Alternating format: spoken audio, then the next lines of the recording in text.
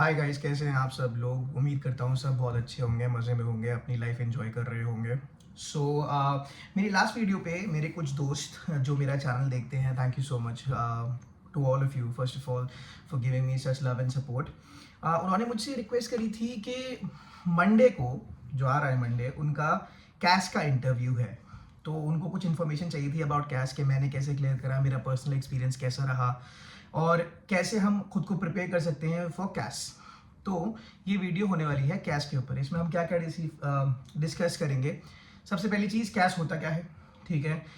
हमें cash letter कब apply करना होता है, क्या कंडीशंस होती हैं, उससे पहले क्या करना होता है, और सबसे इम्पोर्टेंट उसके लिए कैसे तैयार करें, और कैश के बाद क्या होता है।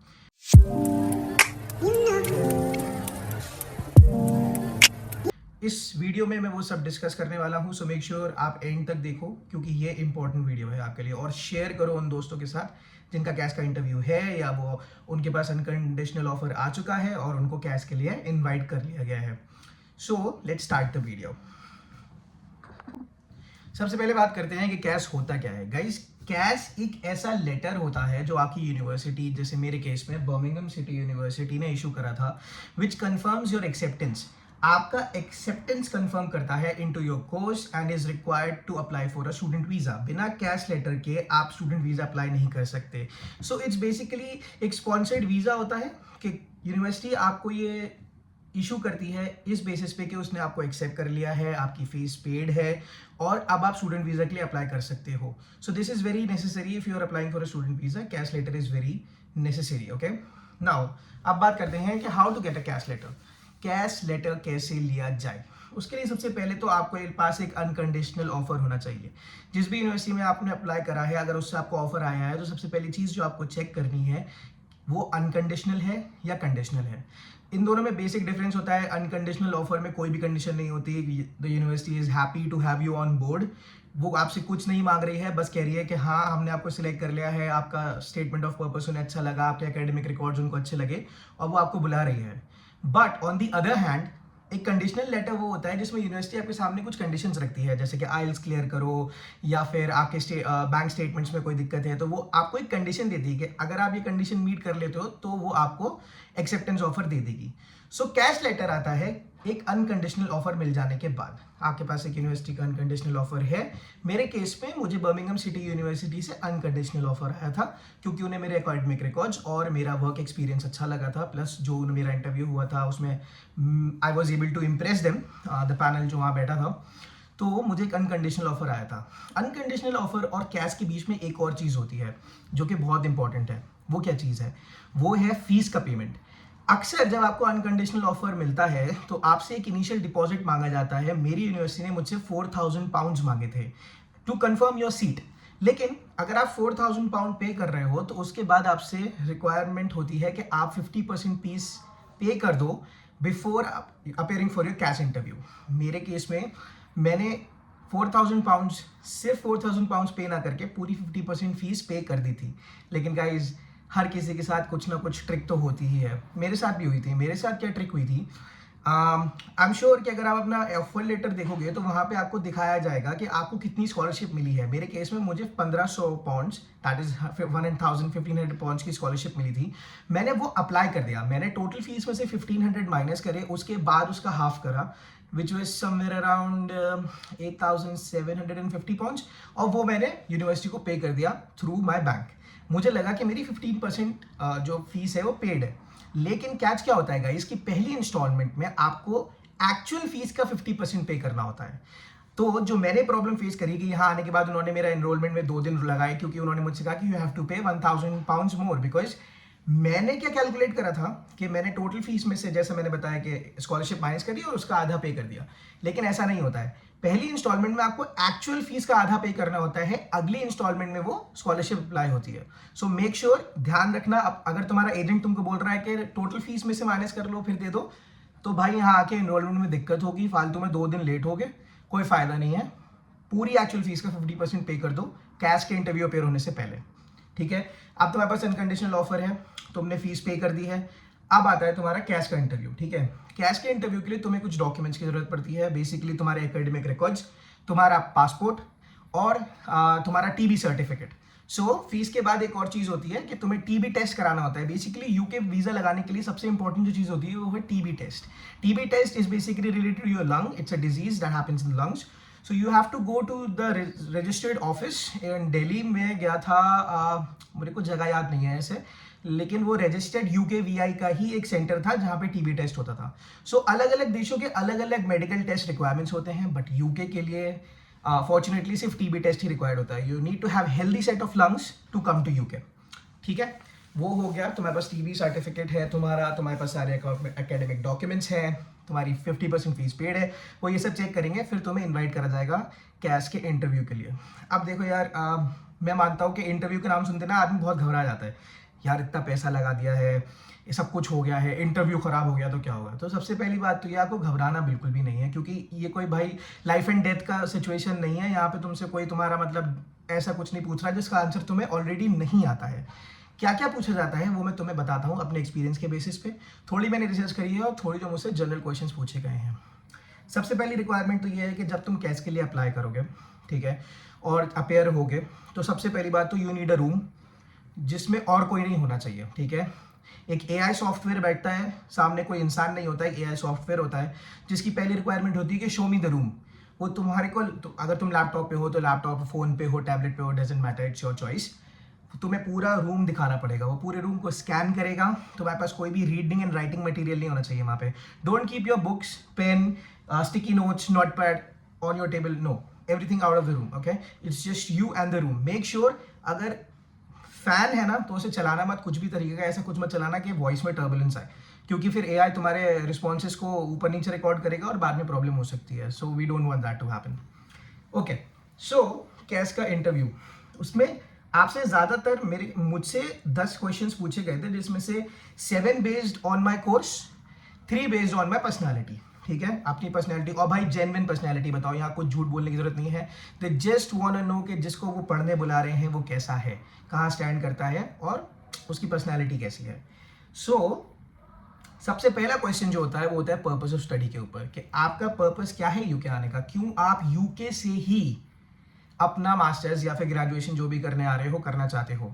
सो you need to come up with a good answer. Okay, practice करो, इसकी अवेलेबल है ऑनलाइन। ठीक है, बहुत सारे ऑलरेडी जो बंदे दे चुके हैं उन्होंने भी डाल रखे हैं यूट्यूब पे वीडियोस। मैं अभी ऐसे मॉक इंटरव्यू के नहीं डाल रहा हूँ क्योंकि मैंने तब रिकॉर्ड नहीं करा था, लेकिन मैं तुम्हें सजेस्ट करता हूँ कि गूगल पे जाके ये पूछो कि यूके ही क्यों।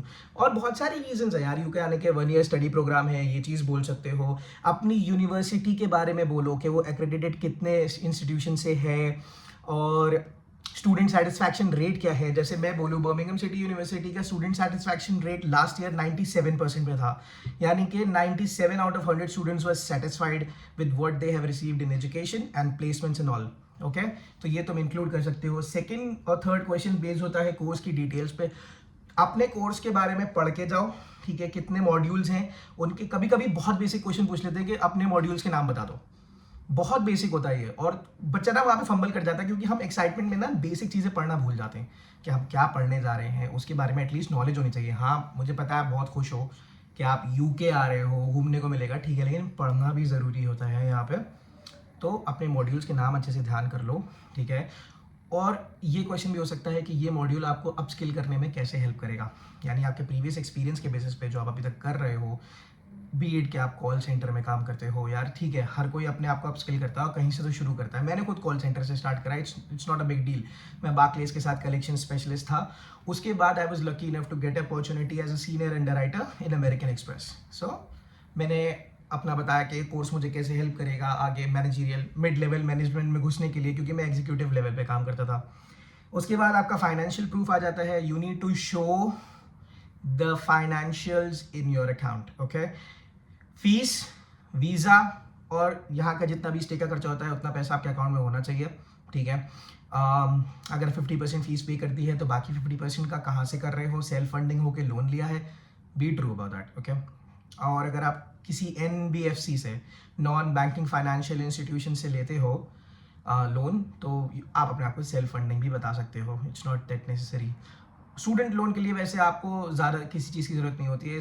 इस बारे में मैं अलग वीडियो पे बात करूँगा, क्योंकि ये अलग एक बहुत बड़ा टॉपिक है। तो अपना फाइनेंशियल प्रूफ दिखाओ। और हाँ, एक और चीज़, अभी के लेटेस्ट ट्रेंड चेक कर लेना, क्योंकि बर्मिंघम में आउटसाइड लंदन यूके में रहने का पहले 9,017 पाउंड्स था साल भर का खर्चा, लेकिन अभी बढ़ा दिया गया है 1,000 because of the gulf war. जो गल्फ में वॉर चल रही है उस वजह से स्विस कैनाल बंद हो चुका है, और Swiss canal war zone declare होने की वजह से अब जितना भी गुड्स आता है वो अफ्रीका से घूम के आता है, जिसकी वजह से ट्रांसपोर्ट के प्राइस बढ़ गए हैं और यूके और यूएस में इन्फ्लेशन बढ़ रहा है। ठीक है, तो इस चीज़ का ध्यान रखना, ये अलग एक गुड टूल इन्फॉर्मेशन थी। ऑलराइट, उसके बाद आता है आपका प्रीवियस एजुकेशन, पहले क्या पढ़ाई करी है, कहाँ से करी है।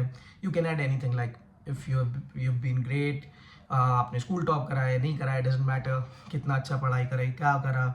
कॉमर्स बैकग्राउंड से हो तो उसके बारे में बात करो, साइंस बैकग्राउंड से हो अपना वो चेंज कर रहे हो, जो भी तुम्हारा फोकस है, कॉमर्स से हटा के साइंस उस पर ला रहे हो, साइंस पे या साइंस से हटा के कॉमर्स पे ला रहे हो, तो उसका एक रीज़न दो कि क्यों तुम आज के वर्ल्ड को देखते हुए अपने आप को एक डिफरेंट स्ट्रीम में इनरोल करना चाहते हो।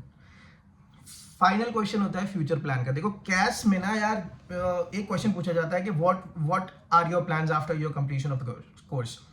तुम यहीं रुक के काम करना चाहते हो या इंडिया जाके वापस कुछ करना चाहते हो, तो be very precise about it. और ज़्यादातर एजेंट्स तुमको बोलेंगे कि यही बोलो कि नहीं मैं वापस आऊँगा मल्टीनेशनल कंपनी में काम करूँगा, तो उसको भी स्मार्टली आंसर करना। वापस आने के बाद किस मल्टीनेशनल कंपनी में किस पोजीशन को टारगेट कर रहे हो, थोड़ा सा ये भी बोल देना, ठीक है। It will give you depth. मैंने भी बोला था भाई, हालांकि सबका इरादा यही होता है कि वो यहीं रुक जाएँ, कुछ ना कुछ कर ले लाइफ में। होता है, नहीं होता है, इंडिया में भी अच्छे पैकेजेस मिलते हैं। UK education is one of the top educations okay in the world, और इसकी यहाँ की एजुकेशन पूरे वर्ल्ड में एक्रेडिटेड है, तो आप दुनिया के किसी भी कोने में जाके काम कर सकते हो फॉर श्योर। ठीक है, तो ये सारे क्वेश्चंस की बात हो गई। उसके बाद जब आपका कैश आप दे दोगे, ठीक है, आपको कैश इशू हो जाएगा। कैश इशू होने में 2 से 3 हफ्ते लगते हैं, और पैनिक मत करना, बार बार ईमेल मत लिखना, तुम्हारे पास कैश आ जाएगा। क्योंकि अगर उन्होंने तुम्हारा एसओपी देख के तुम्हें अनकंडीशनल ऑफर दिया है ना, इट मीन्स कि तुम में कुछ बात है, and believe in your self. Alright, अब इसके लिए प्रिपेयर कैसे करना है, सारे डॉक्यूमेंट्स गैदर करके रखो, अपना पासपोर्ट, जो भी डॉक्यूमेंट्स आईडी हैं वो तुमसे मांगेंगे। अपनी रिक्वायरमेंट्स जो उस ऑफर लेटर में, अनकंडीशनल ऑफर लेटर में है, वो सही से पढ़ लो, क्या क्या रिक्वायरमेंट है, क्या क्या तुमने पूरा कर देना है। इंटरव्यू के लिए प्रिपेयर करो, ठीक है, अच्छे से ड्रेसअप हो जाओ, कोई दिक्कत नहीं है, बाल सही बना लेना यार। Stay organise, keep track of deadlines, okay. Deadline का वेट मत करना यार। मैंने ना अपना स्टूडेंट वीज़ा यहाँ आने से 1 महीना पहले मेरे हाथ में था, ठीक है ना। मैं बता रहा हूँ, मैं कोर्स पढ़ रहा हूँ, 4 हफ्ते हो गए मेरे को। कुछ बच्चे हैं जो अभी भी वीज़ा की इंतज़ार कर रहे हैं इंडिया में बैठ के। Don't let this happen to you, okay. Be quick as you can. जल्दी से जल्दी स्टूडेंट वीज़ा लाओ और 1 महीना पहले ही आ जाओ। मैं अपने कोर्स शुरू होने से करीब 25 दिन पहले यहाँ आ गया था, ताकि तुम्हें एक्लेमेटाइज होने में भी टाइम लगेगा। मैं बीमार पड़ा हूँ भाई, होम सिकनेस होती है, रोगे, मुझे पता है बहुत स्ट्रांग हो, लेकिन तुम तब भी रोगे। मैं रोया हूँ बेबात के, पता नहीं क्यों, बस रोना आ जाता था कि घर की याद आ रही है। टाइम लगेगा। अब 1 महीना हो गया, मैं सेटल हो गया हूँ, अब मुझे इतनी ठंड नहीं लगती, लेकिन पहले पहले बहुत ठंड लगेगी। और भाई यहाँ पे लंग्स का बहुत ध्यान रखना, क्योंकि बहुत गंदा इफेक्ट पड़ता है, ठीक है ना। क्योंकि यहाँ की air quality is at 2 index, और अगर तुम दिल्ली से आ रहे हो तो वहाँ तुम्हें पता है क्या हाल है। इतनी साफ़ हवा लोगे ना तो फेफड़ों को आदत नहीं होती, कुछ दिन लगते हैं। तो इस तरीके से तुम अपना कैश दे दोगे। कैश देने के बाद तुम अपना स्टूडेंट वीज़ा अप्लाई करोगे, and you will be living your dream. मैं इस रूम में बैठा हूँ आज बर्मिंघम में, कैनल साइड में, ठीक है। अगर मैं आज से 1 साल की बात पहले की बात करूँ तो एग्जैक्टली आज से 1 साल पहले मैं दिल्ली साकेत में बैठा था अपने रूम में, ऑफिस जाने के लिए तैयार हो रहा था, क्योंकि मैं इवनिंग शिफ्ट्स करता था 6 to 3। गाइज, मैनिफेस्ट करो इस चीज़ को, ठीक है। Always believe in your self. सोचो जिस बारे में, उसे करके दिखाओ, ठीक है। और अगर पता है, ये मेरा एक मानना है, मतलब मेरा मानना है, तुम्हारा हो सकता है नहीं हो सकता है, कि अगर तुम्हें कोई चीज़ सपने में दिख रही है ना, तो हो सकता है गॉड तुमसे ये कह रहा हो कि ये जो तुम्हें सपने में दिख रहा है ना, ये तुम्हारा फ्यूचर है। वर्क फॉर इट, ठीक है, work for it. And once again congratulations on your unconditional offer letter, and all the very best for your cash interviews. I hope you clear it, and see you soon. अगर Birmingham आ रहे हो तो मिल लो भाई से, तुम्हें पता है कहाँ रहता हूँ मैं, canal side, home for student. और भाई मेरा पोस्ट कोड है B193SJ। सीधे आओ, भाई से मिलो, खाना वाना खिलाता हूँ बढ़िया। मैं तो कुक बन गया हूँ यहाँ पे आके, तो मेक टाइम, साथ में वीडियो बनाएंगे। और अगर मेरी तरफ से तुम्हें कुछ भी गाइडेंस हो और चाहिए तो कमेंट में डालो, क्या अगली वीडियो पे क्या अगली वीडियो बना सकता हूँ मैं तुम्हारे लिए। इस वीडियो को अपने दोस्तों के साथ शेयर करो, ठीक है, जिनका कैश इंटरव्यू है। आई होप उनकी थोड़ी सी मदद हो जाए। Thank you so much for watching, bye bye.